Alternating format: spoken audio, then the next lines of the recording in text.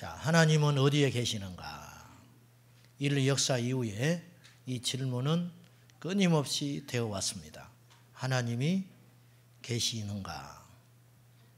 또 계시다면 어디에 계실까? 그 하나님 나 만나주기만 한다면 내가 이렇게 답답하지 않을 텐데, 이런 소원이 다 있습니다. 그런데 우리가 이제 교회를 다니면서 이런 질문을 가끔 받을 때가 있어요. 하나님 만났냐고. 그렇죠? 하나님 만났습니까? 그러면 적지 않게 당황스럽습니다. 만나지 않았다고 하면 믿음 없다고 하는 것 같고, 만났다고 하면 만났는데 왜 그 모양이냐 그러고 그럴 것 같아서 이 질문이 참, 차라리 이런 질문 안 했으면 좋겠는데 이런 질문을 우리가 불현듯 받을 때가 있습니다. 좀 정직해 봅시다. 하나님 만나셨는지 우리가 한번 생각해 볼 필요가 있어요. 하나님을 만났는가? 이거 굉장히 중요한 질문이거든요. 그 하나님이 계셔야 만나지요. 하나님 어디 계시느냐? 오늘 시편 19편 하나님의 은혜 가운데 살았던 다윗이 놀라운 고백을 하고 있습니다. 자, 우리 1절 다시 한번 봅시다. 1절 시작. 하늘이 하나님의 영광을 선포하고 궁창이 그의 손으로 하신 일을 나타내는도다. 2절과 3절 날은 날에게 말하고 밤은 밤에게 지식을 전하니 언어도 없고 말씀도 없으며 들리는 소리도 없으나. 이 말씀 무슨 말이냐? 다윗이 어느 날 하늘을 보니 하늘이 보이지 않고 하나님이 보이더라고 말이에요. 하늘이 분명히 내 눈에 들어왔는데 하늘만 보이는 게 아니라 그 하늘을 만드신 하나님이 느껴진다. 놀라운 고백이에요. 궁창은 창세기 1장에 등장하는 단어인데 하늘과 같은 말입니다. 공중에 떠가는 구름들, 또 밝게 빛나는 태양, 바람들, 온갖 식물들, 그리고 세상의 질서가 한치 오차 없이 맞아떨어져 가는 것, 모든 것을 볼 때 어느 날 다윗이 문득 보니 모든 것이 하나님의 솜씨다. 이게 저절로 된 것이 아니구나. 깜짝 놀랐다는 거예요. 2절과 3절은 좀 우리가 이 말로 이해하기가 어려운 말이에요. 날은 날에게 말하고 밤은 밤에게 지식을 전하나. 이 언어도 없고 말씀도 없으며 들리는 소리도 없다. 현대어 성경에는 이렇게 표현했어요. 좀 들어보십시오. 낮이 낮에게 알리고 밤이 밤에게 그 일을 전하니 아무 말 하지 않아도 외치는 자 없어도 들어라. 이게 무슨 말이냐? 낮이 그 다음날 날에게 이야기한다는 거예요. 뭘 말하냐? 그것을 알린다. 뭘 알리느냐? 하나님이 이 천지 만물을 만드셨다. 바톤 터치. 오늘 날 나는 이제 오늘 하루 다 했어. 그러니 내일 떠오르는 태양에게 너도 이거 인수인계 받아. 너는 너의 아름다움과 너의 자신을 뽐내기 위해서 떠오르는 태양이 아니야. 하나님의 영광을 위해서 존재해야 돼. 이걸 알려주고 하루 인수인계 마친다. 날은 날에게 알리고. 뭘 알리느냐? 이 세상 만물 하나님이 만드셨다. 이거 알려준다는 거예요. 다윗의 눈에는 그것이 보이는 거예요. 다윗의 눈에는. 놀라웠죠. 이게 얼마나 놀라운 은총인지 몰라요. 반면에 다윗은 하나님을 본 적이 없습니다. 현실적으로. 음성을 듣긴 했지만, 마음속에 찾아오신 주님을 느끼기도 했지만, 그러나 하나님을 두 눈으로 본 적 없어요. 그런데 다윗은 하나님이 살아계신 걸 확실히 알았고 믿었던 사람이에요. 놀랍지요. 반면에 하나님을 보고도 안 믿은 사람이 있었어요. 언제 그런 일이 있었느냐? 예수님은 하나님의 형상을 가지고 이 땅에 오셨습니다. 요한복음 1장 18절에 보면은 본래 하나님을 본 사람이 없대. 하나님이 없었어요. 하나님 본 사람 없었어요. 원래 하나님을 본 사람이 없대. 독생하신 예수께서 하나님의 품에서 자신을 나타내셨느니라. 즉 하늘에 계신 하나님께서 우리에게 우리가 알 수 있는 방법으로 우리가 볼 수 있는 모습으로 이 땅에 오셨는데 그분이 예수 그리스도다. 예수님은 그래서 하나님인 거예요. 예수님이 하나님이 확실한 증거라는 거예요. 예수님 와서 말씀하셨어요. 너희가 내 말을 믿지 못하겠거든. 이건 이해하시는 거예요. 말이라는 건 믿기 어려워요. 네, 우리 집에 금송아지가 있다. 가봐야 알지. 말로는 누가 못해. 못 믿죠? 이해한다 이거예요. 예수님이 내가 하는 말 너희들이 받아들이기 쉽지 않다는 거 이해한다. 그러면 내 말을 믿지 못하겠거든 내가 하는 일을 보고 나를 믿어라. 그 예수님 하신 일이 뭐냐? 사람이 흉내낼 수 없는 일을 하신 거예요. 어떤 일? 문둥병자 즉시로 고쳐주셨어요. 여러분 성경에 그냥 간단하게 써 있어요. 문둥병 환자가 예수님 만나서 고침받았다. 그랬나 보다? 그렇지 않아요. 현실로 돌아가 봅시다. 코가 문드러져 없습니다. 눈이 썩어서 빠져버렸습니다. 눈썹이 다 뽑히고 머리털이 다 없어졌습니다. 그런데 예수님이 만지셨어요. 기도도 안 한 거예요. 기도는 우리나 해요. 예수님 만졌어요. 만지고 하는 말 네가 온전하게 되리라. 네 믿음대로 정상이 되라. 말씀만 했는데 그 즉시 눈이 생긴 거예요. 눈썹이 자라났어요. 머리털이 자라났어요. 일주일 있다 한 달 있다 생긴 일이 아니에요. 그 즉시 그런 일이 일어났다. 이건 누가 하겠냐 이 말은. 엘리사가 나만 장군의 문둥병을 고쳤습니다. 그러나 엘리사가 고친 거 아니에요 사실은. 요단강에 가서 7번 담고 나니까 문둥병이 낫지. 엘리사가 직접 고친 거 아니에요. 그러나 예수님은 그거 했어요. 그것만 했습니까? 물고기 2마리 떡 5개 5,000명 아무리 먹어도 12항줄이 가득히 남는 기적. 이거는 사람이 상상할 수 없는 기적을 주님이 베풀어 주셨다고 말이에요. 그런데 안 믿는 사람이 있었어요. 신기하지요? 다윗처럼 하나님의 직접 본지 않아도 안 믿는 사람이 있는가 하면 예수께서 이 땅에 오셔서 하나님이 하시면 하나님만이 할 수 있는 일, 그런 일을 숱하게 보여줬는데도 끝까지 이 악물고 안 믿는 사람이 있었다. 어떻게 해석해야 되냐 그 말이에요. 예수님께서 요한복음 11장에 죽은 지 나흘 된 나사로, 이스라엘 장례는 우리나라하고 다릅니다. 우리는 매장하는데 이스라엘은 굴에다가 동굴에다가 사람을 넣습니다. 그래서 무덤을 이렇게 돌로 막아놔요. 이스라엘 팔레스타인 광야는 기후가 무척 뜨겁습니다. 그러니 빨리 부패됩니다. 그런데 나사로가 죽은 지 나흘이 됐어요. 나흘이 돼서 이미 부패가 시작이 되어서 냄새가 나기 시작했어요. 당연히 나지요. 물이 나고 냄새 났어요. 근데 주님은 그 무덤가에 가서 돌 문을 열어라. 열었습니다. 주님 명령합니다. 기도한 게 아니에요. 이 나사로 살려주십시오. 이건 사람이 하는 일이에요. 주님은 명령했습니다. 나사로야 나오라. 마치 주님께서 태양아 있으라 해가 생겼고, 물이 있으라 물이 생겼고, 산이 있으라 산이 생긴 것처럼 말씀으로 명령하신 거예요. 나사로야 나오라. 그러니 죽어서 썩어서 시체에서 냄새 났는데 돌아갔던 영혼이 다시 몸으로 돌아와서 부활해가지고 나사로가 걸어 나온 거예요. 그걸 본 사람들이 있었어요. 그 주변에. 성경 요한복음 11장 25절에 성경은 기록하기를 그걸 본 유대인들이 많이 예수를 믿었다. 그런데 그 중에 안 믿는 자들이 있었어요. 자기 눈앞에 나사로가 걸어 나온 걸 봤는데도 불구하고 그것을 안 믿고 바리새인들에게 가서 고발하는 사람이 있었어요. 더 기가 막힌 건 그 고발받은 바리새인들이 회의를 열었는데 어떻게 회의를 열었느냐. 야, 큰일 났다. 예수님이 정말 하나님이네. 우리 그동안 너무 잘못한 것 같아. 이제 예수님 더 힘들게 하지 말자. 우리 다 정신 차리고 예수님 믿자. 그래야 정상인데 왜? 나사로 장례식 갔다 온 사람 그중에 있었을 거예요. 소문에 알았어요. 나사로가 그곳에 오래 살았으니까.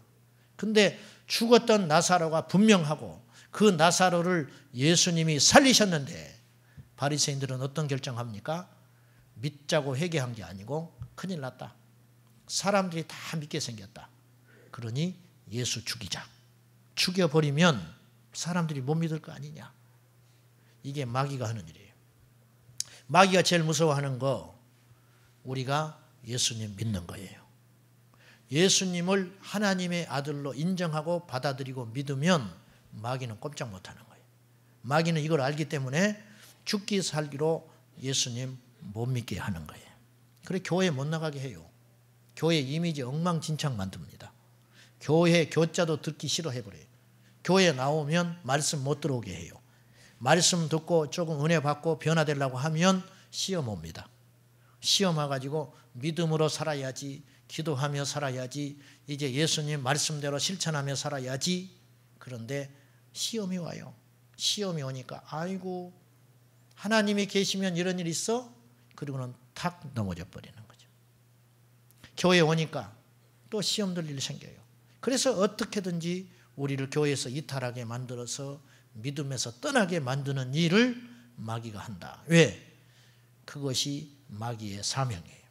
그래서 같이 지옥불에 끌고 가는 거예요. 마귀는 자기의 최후를 알아요. 자기가 지옥불에 심판받을 자로 예정되어 있다는 거 압니다. 그 길을 홀로 가고 싶지 않는 거예요. 여러분 마음 바로 먹어야 돼요. 믿음 생활 잘해야 됩니다. 지금은 악한 세대입니다. 본 적이 없는데도 하나님이 믿어지는 사람. 야곱이 그의 형 에서에게 거짓말해가지고 축복을 뺏었습니다. 장자의 축복 뺏어먹고 있다가 에서가 자기 아버지 이삭이 죽을 날만 기다리고 있어요. 아버지 살아생전에는 칼부림 못하겠고 아버지 죽으면 너는 내 손에 죽는다. 얼굴에 써 있어요. 야곱이 도저히 안 되겠어요. 그래서 도망갑니다. 그의 외삼촌 바다나람에 있는 외삼촌 집에 주랭랑 치는데 밤에 루스 땅 광야에서 처참하게 아무것도 없어요. 돈 한 푼도 없어. 거할 것도 없어.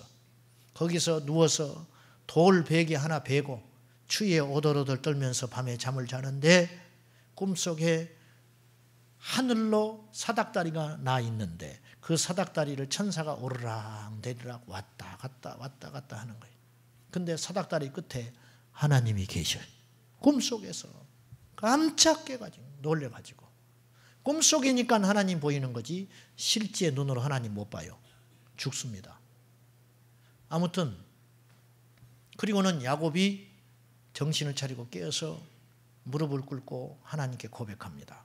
창세기 28장 16절에 여호와께서 과연 여기 계시거늘 내가 알지 못하였도다. 이 말은 무슨 뜻입니까? 하나님이 야곱을 쫓아온 게 아니에요. 그날 하나님이 방문하셔서 야곱에게 짱 보여준 게 아니에요. 하나님은 원래 거기에 계셨어요. 그런 뜻이잖아요. 과연 여기 계시거늘 내가 보지 못한 것뿐이라 이거예요. 야곱이 지금 마음이 굉장히 복잡합니다. 도망 나왔잖아요. 앞으로 갈 길이 막막해요. 외삼촌 집에 간다고 해서 자기의 미래가 보장되는 것도 아니에요. 이게 내가 뭐 하는 것인가? 잠이 올 리가 없지요. 광야길에 누워 있는데. 그래서 하나님을 느낄 겨를이 없었어요. 그런데 주님을 꿈속에서 보고 나서 야곱이 고백하는 거예요. 과연 여호와께서 여기 계셨는데 내가 알지 못했다는 거예요. 사랑하는 여러분, 주님은 여기 계세요. 주님이 계시는데 우리가 모르는 것뿐이에요. 주님은 안 계신 곳이 없습니다. 근데 우리가 못 느끼는 거예요. 못 느껴. 산에 가도 주님은 계시고 광야에 가도 계시고 바다에도 계신다 그 말이에요. 시편 139편 7절에서 10절에 시편 기자는 그래서 이런 고백을 해요. 내가 주의 영을 떠나 어디로 가오리까? 내가 주 앞에서 어디로 피하리까? 내가 하늘에 갈지라도 거기 계시고 수월에 진을 칠지라도 거기 계시나이다. 수월은 지옥을 말하는 거예요. 내가 그를 엽지만 지옥에 간다 해도 하나님의 통치는 거기에도 있다 이거예요. 수월에 간다 할지라도 주님은 거기 계시고 새벽 날개를 치고 바다 끝에 거한다 할지라도 주님께서는 눈으로 나를 보호하시고 오른손으로 나를 붙잡아 주시나이다. 그렇게 고백하고 있어요. 피할 데가 없다. 사랑하는 여러분, 기억해야 돼요. 하나님 피할 구석 아무 데도 없어요. 미국을 가보십시오. 땅을 파고 땅속에 숨어 보십시오. 비행기를 타고 우주선을 타고 달나라를 가보십시오. 하나님의 통치가 없는 곳이 있는지. 미련한 우리는 하나님이 모를 일도 있다고 생각하는 것 같아요. 그래서 우리는 조금씩 이선적이에요, 사실. 왜? 사람이 있을 때하고 없을 때하고 달라요. 사람의 눈은 의식하면서 하나님의 눈은 의식하지 않아요. 제가 혼자 운전할 때하고 교인들하고 함께 운전할 때하고 완전히 조금 달라요, 조금. 옛날에는 많이 달랐어요. 근데 지금은 약간 달라요. 약간. 혼자 운전할 때 누가 거칠게 운전을 하고 답답하게 운전을 하면 저거 여자다, 여자. 누가 그랬대요. 또 운전을 누가 해서 기사분이 지나가면서 할 일 없으면 집에서 밥이나 하지. 내가 그랬다는 거 아니에요. 누가 그랬다 그 말이에요. 또 졸다가 또 그랬다. 할 일 없으면 집에서 밥이나 하지. 뭐하러 차를 몰고 와서 힘들게 하냐? 그랬더니 그 아주머니가 창문을 딱 내더니 그렇지 않아도 밥 하려고 쌀 사러 간다. 그랬다는 거예요. 여러분, 우리가 사람의 눈은 의식하는데 하나님의 눈은 의식하지 않고 살아요.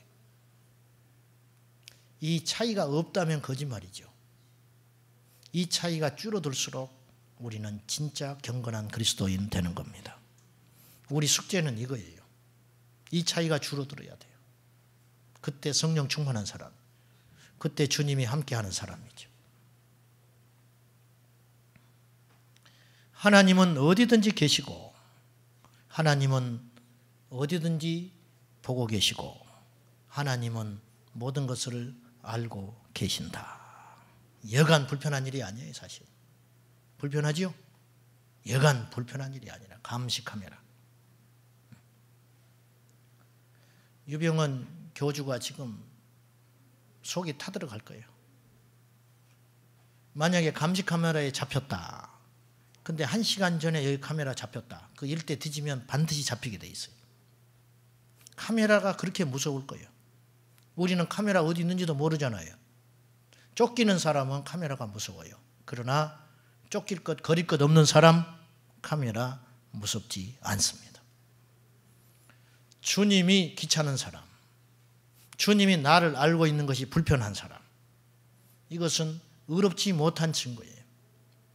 주님이 나를 봐줬으면 좋겠고, 주님이 나의 마음을 들여다봤으면 좋겠고, 주님이 나를 알았으면 좋겠다. 이게 의로운 상태지요. 사실 이렇게 자신 있게 말할 사람 없습니다. 의인은 없나니 하나도 없다. 주님 이해하세요. 그래서 우리는 날마다 회개하는 겁니다. 두 눈 뜨고 주님 보지 못하는 사람이 있는가 하면 두 눈을 감고도 주님 본 사람이 있어요. 나의 영원하신 기업, 나의 갈 길을 다 가도록 주의 음성을 들으니 나를 사랑한다는 말일세. 예수 나를 위하여, 이런 주옥과 같은 찬양을 지은 분이 크로스비라고 하는 여인이에요. 이 여인은 난지 6주 만에 의사가 처방을 잘못해가지고 눈을 멀어버렸어요. 눈이 완전 실명이 됐어요. 아버지는 돌아가시고 너무 집안은 가난해서 그 어머니는 밖에 나가서 일을 해야만 했어요. 이 소경된 크로스비는 거의 방치하다시피 자기 할머니의 손에서 키워졌는데 할머니가 믿음의 사람이에요. 할머니가 기도하는 분이었어요. 보이지 않는 크로스비를 가슴에 안고 하나님의 말씀을 끊임없이 들려주고 기도해 줬어요. 크로스비는 예수님을 인격적으로 만났어요. 눈을 감았지만 하나님이 보이는 거예요. 크로스비가. 하나님을 만나고 크로스비는 9살 때 놀라운 고백을 했어요. 9살 때. 들어보십시오. 그의 고백을. 만약에 하나님이 나에게 눈을 다시 주신다고 해도 나는 받지 않겠습니다. 천국에 가면 가장 밝은 눈을 주시길 것이기 때문에 나는 세상에 더럽힌 것, 더러운 것, 악한 것 보지 않은 깨끗한 눈으로 천국에 가서 우리 주님 보고 싶습니다. 그리고 천국에 가서 나의 눈을 멀게 한 그 사람 만난다면 한없는 감사를 드리겠습니다. 원망하지 않았어요. 여러분, 왜 사람인데 불편하지 않았겠어요? 그런데 크로스비는 자기의 눈을 멀게 했지만 세상에 오염된 것 보지 않게 하시고 영감에 충만하여 날마다 하나님의 말씀 가운데 풍성한 삶을 살게 해주신 그 하나님께 찬양하고 있다. 그는 생전에 9,000개가 넘는 찬양의 노래를 내놨어요. 놀랍습니다. 교만하면 하나님 보이지 않습니다. 어느 책에 보니까 이런 이야기가 있더라고요. 프랑스 루블르 박물관에 가면은 하나님 그림이 있다고 그랬다. 하나님의 그림. 그래서 사람들이 찾아간다는 거예요. 근데 하나님의 그림이 있을 리가 있어요? 아무것도 없죠. 그냥 백지 그림. 그래서 누가 그 관리하는 사람한테 와서 따졌다는 거예요. 사람 희롱하냐고. 하나님의 그림이 어딨냐고. 하나님이 어딨냐고. 그랬더니 이분이 정중하게 이렇게 이야기했어요. 그 그림은 그냥 보면 안 보입니다. 그럼 어떻게 보여야 보여? 그 그림은 무릎을 꿇고 보십시오. 그러면 하나님이 보일 겁니다. 이분이 속눈썹 치고 갔어요. 다시 가서 그 그림 앞에 무릎을 꿇었어요. 무릎을 꿇고 한참 있었더니 자기도 모르게 심장이 터질 것 같아. 주님의 음성이 들렸어요. 그리고 주님이 여기 계셨군요.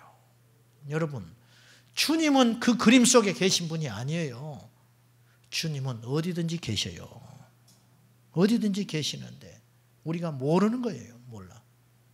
예레미야 29장 13절 너희가 온 마음으로 나를 찾으면 나를 찾을 것이요 나를 만나리라.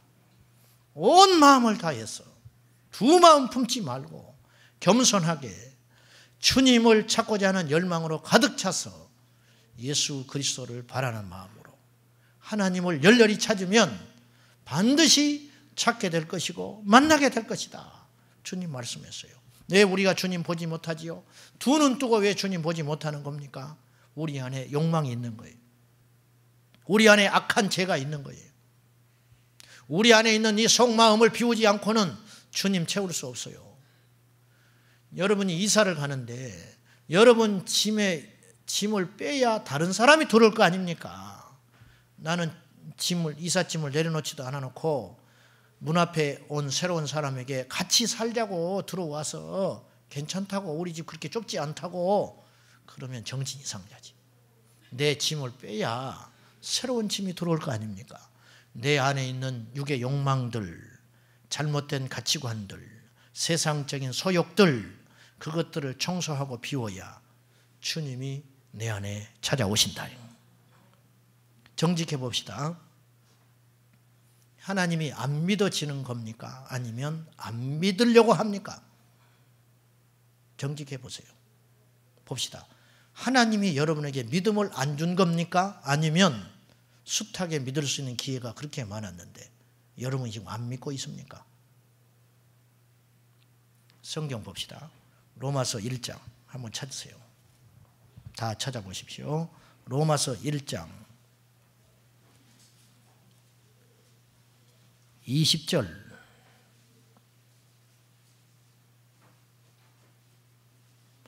신약성경 239면입니다. 239면 로마서 1장 20절 같이 봐요. 시작. 창세로부터 그의 보이지 아니하는 것들 곧 그의 영원하신 능력과 신성이 그가 만드신 만물에 분명히 보여 알려졌나니 그러므로 그들이 핑계하지 못할지니라. 자, 하나님이 보이지 않는 성품들, 보이지 않는 손, 하나님의 손이 없지요. 볼 수가 없어요. 하나님의 능력, 그러나 그런 것들이 영원하신 능력과 신성, 거룩한 성품들, 하나님의 마음들, 하나님의 계획들, 이런 것들이 그가 만드신 천하 만물에 분명히 있다. 그러므로 핑계하지 못한다. 우리가 마지막에 죽으면 하나님 앞에 다 섭니다. 서는데 믿는 사람도 서고 믿지 않는 사람도 서요. 믿는 사람은 상 받기 위해서 심판받고 믿지 않는 자들은 영원한 형벌 받기 위해서 섭니다. 그때 하소연할 거예요. 하나님 안 보였잖아요. 나는 하나님 봤으면 나도 저 사람처럼 믿었을 겁니다. 안 보여주셨잖아요. 그때 주님이 이렇게 말하실 거라는 거예요. 핑계하지 마라. 자연 만물에 나의 능력과 나의 솜씨가 깃들어 있거늘 너는 알지 못했냐? 아무 소리 못해. 왜? 생각해 보니 하나님 믿으려면 얼마든지 믿을 수 있었어요. 보십시오. 얼어붙은 땅, 봄이 되면 그 새카맣게 죽은 땅에서 새싹이 올라오는 것이 인간이 할 수 있는 일이냐 그 말이에요. 하나님만이 하실 수 있는 일. 옛날에는 이 지구가 네모난 줄 알았어요. 그래서 고기잡이를 하러 갈 때 멀리 못 나갔어요. 뚝 떨어져 버릴 것 같아서. 이건 사실입니다. 지구가 둥글다는 게 발견된 게 몇백 년이 안 돼요. 그도 그럴 것이 인간의 상식으로 이 지구가 둥그른다는 게 말이 안 되잖아요. 그래서 지평선 넘어보면은 그 언덕이 보이잖아요. 뚝 떨어질 것 같은 거예요. 그래서 고기잡이들이 멀리 못 나갔어요. 이 지구가, 이 큰 지구가 놀라지 마십시오. 공간에 떠 있습니다. 공중에 매달려 있어요. 끈도 없이 이 큰 지구가. 이 큰 지구가 지금 움직이고 있어요. 근데 우리는 움직임을 못 느끼잖아요. 엄청난 소리를 내고 움직이고 있어요. 내 귀에 들리지 않잖아요. 누가 해주신 일이에요? 하나님이 해주신 일이에요. 밤에 잘 때 문만 딸까닥 열어도 예민해서 잠을 못 자는데 이 큰 소리로 지구가 움직이고 있는데 놀라운 일 아닙니까? 이걸 누가 한 거예요? 우연히 한 일이라고요? 폭발로 일어난 일이라고요?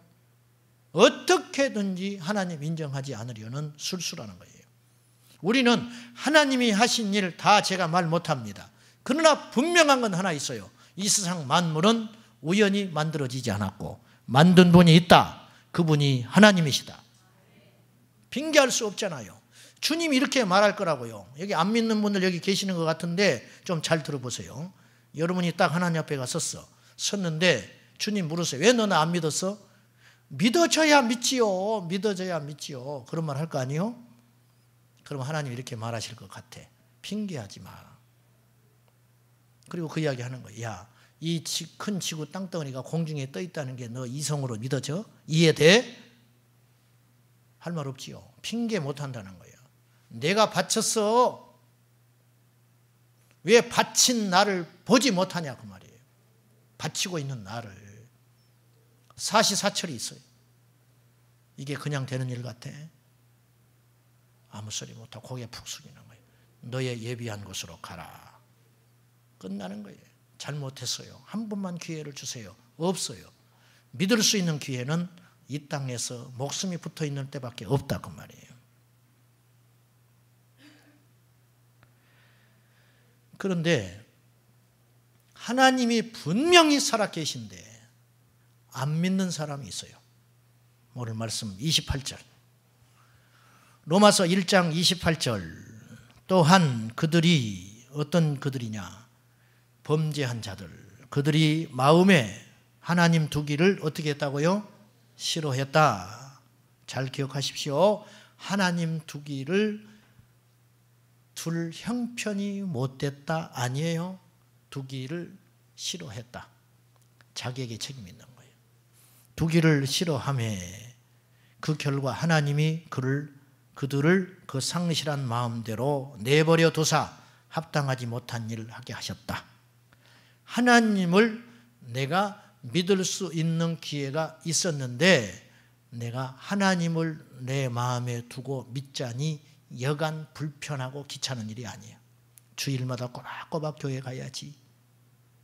교회 처음에는 교회만 나오면 된다고 하더니 교회 오니까 또 봉사하라고 그러지. 또 그러면 셀은 왜 그렇게 참석하라고 하지. 또 안 가면 또 어떻게 알고 전화 와요. 날 좀 내버려 두세요. 날 좀 내버려 두세요. 그래서 부담을 느낀 나머지 여기저기 둘러대요. 급한 일이 있어서 갔다고. 급한 일 아니에요. 집에서 잤어. 집안에 일이 있어서 교회 안 왔다는 건 거짓말이야.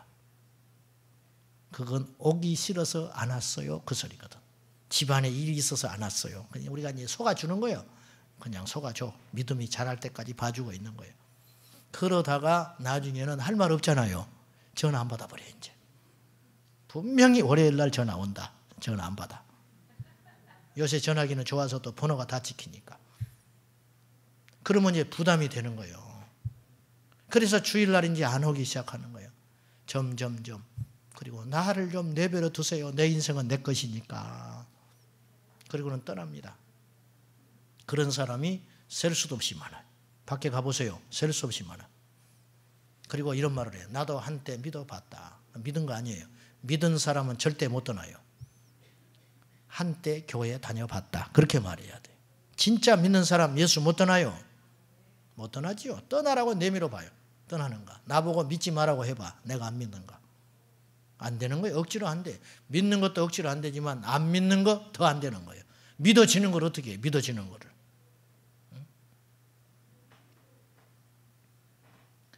그러다가 주님 떠났어요. 교회를 떠났어요. 그러면 하나님이 교회 안 나간 그 다음 주에 날랄라 놀러 가는데 차가 팍 부서져가지고 야, 내가 오늘 교회를 안 갔더니 이런 일이 생겼구나. 정신 차려야겠다. 그리고 오면 그 사람 하나님이 사랑한 사람인데 대부분의 경우는 아무 일이 없어요.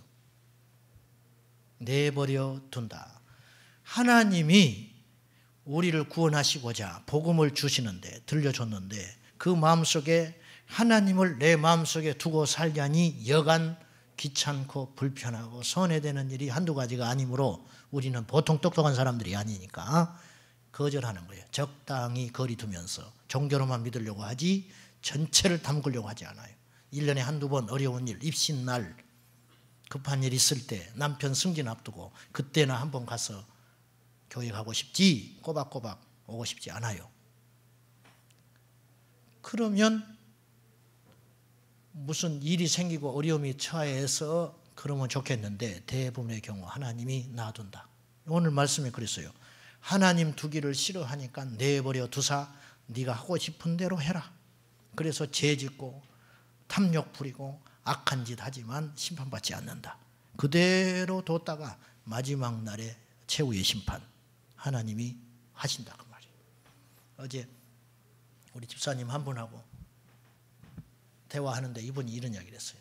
우리 회사는 왜 그렇게 잘 되는지 몰라요. 잘 되면 좋지요. 그랬더니 불교 우리 사장님이 그렇게 불교 열심히 믿는데 우리 회사는 왜 이렇게 잘 되는지 몰라요. 그 말 뒤에는 뭐예요? 우리는 예수 믿는데 이렇게 안 되지요. 우리는 예수 믿는데 왜 이렇게 안 됩니까? 그 말 속에 담겨 있는 거지요. 제가 다 가르쳐 드릴게요. 내버려 두는 거죠. 하나님이 안 계셔서 놔두는 게 아니라 하나님이 계시기 때문에 둬버리는 거를.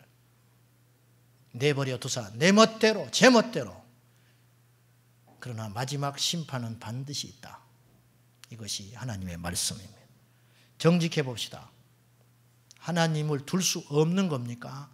하나님을 두지 않는 겁니까? 내 마음속에 하나님 두는 걸 싫어하는 세대가 이 시대다. 안 둬요.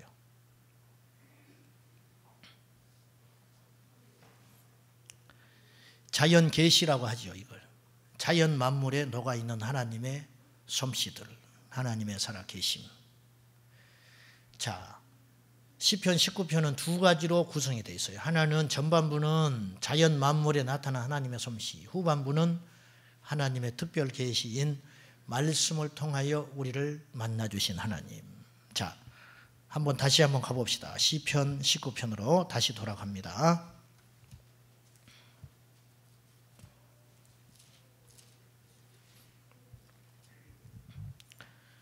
(19편) 7절 이하에 이제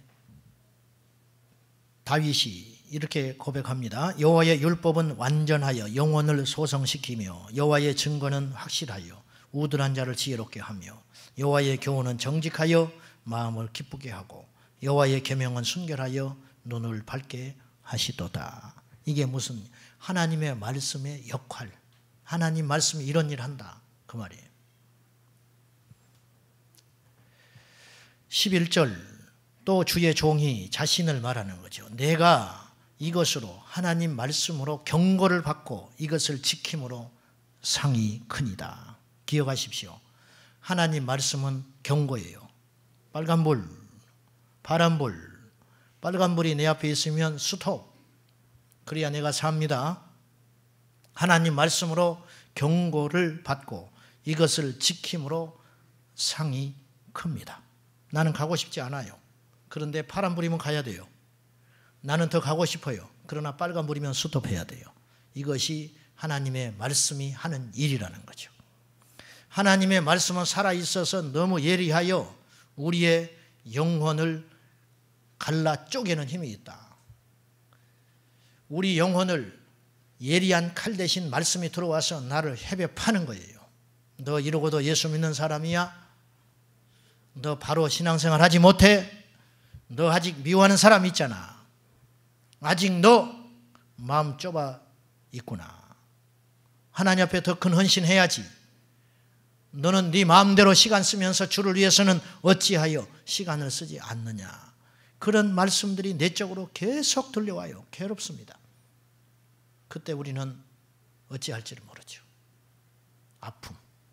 그것 때문에 튕겨나간 사람도 있어요. 그러나 그 증거는 뭐냐? 그런 일이 일어나고 있다는 것은 하나님이 여러분을 사랑하는 증거인 거예요. 하나님이 사랑하기 때문에 경고하는 겁니다. 이스라엘 백성들을 하나님이 사랑했기 때문에 선지자를 계속 보내서 경고하는 거예요.